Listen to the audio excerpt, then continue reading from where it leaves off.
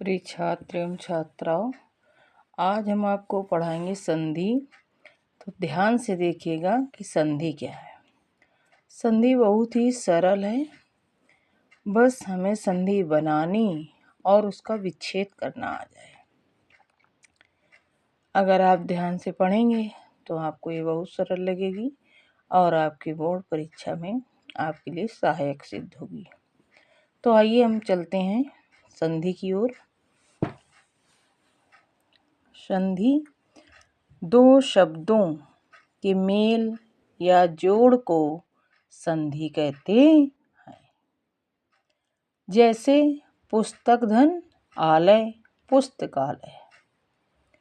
अब देखिएगा संधि के भेद कितने हैं? 3 हैं। स्वर संधि, व्यंजन संधि और ये आपकी है विसर्ग संधि। स्वर संधि स्वरों का स्वरों से मेल होने से स्वर संधि होती है। जैसे विद्याधन आलय बराबर विद्यालय। विद्या में भी आ है आपके, जो दृष्टिगत नहीं हो रहा है, और इधर आलय में आ है जो आ दिखाई दे रहा है। आपने स्टार्टिंग में ही पढ़ा होगा कि कोई भी व्यंजन वर्ण बिना स्वर के नहीं होता है। तो विद्या प्लस आलय बराबर विद्यालय। अब देखिएगा स्वर संधि के भेद।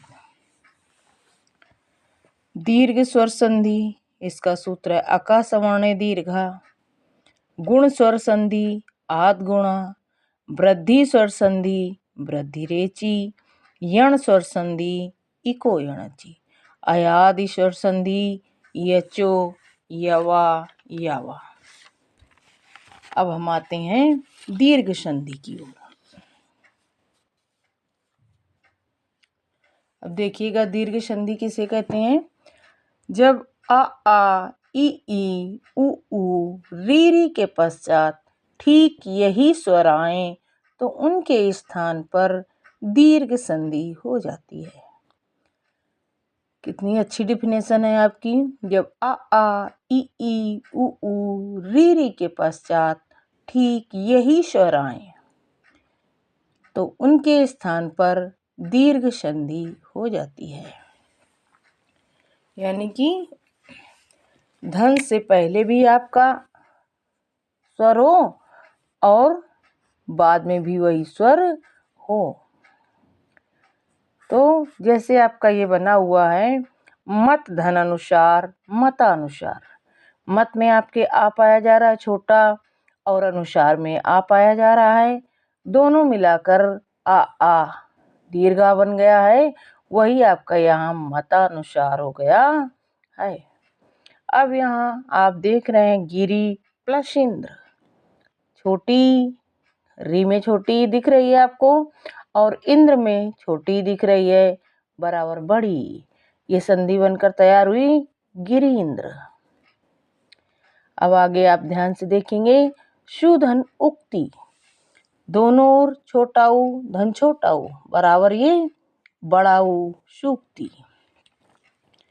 अच्छा, आपको ध्यान ये रखना है कि चाहे छोटा हो चाहे बड़ा, चाहे छोटी हो चाहे बड़ी, चाहे छोटा हो चाहे बड़ा हो, दोनों को जब हम क्या करते हैं जोड़ते हैं, यानी धन से पूर्व जो स्वर होता है और परे जो स्वर होता है, पूर्व मीन्स पहले और परे मीन्स पश्चात यानी कि बाद में, तो दोनों मिलकर दीर्घ हो जाता है। ये आपको हमेशा याद रखना है। अब लास्ट में संधि दी हुई है पितृधन ऋणम पितृणम। यह आपकी सूक्ति हो गई, शुद्ध अनुक्ति सूक्ति। अब पितृधन ऋणम पितृणम दोनों री और ये आपका दीर्घ री।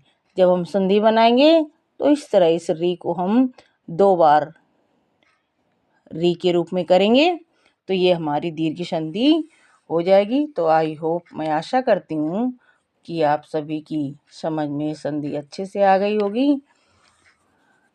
Thank you.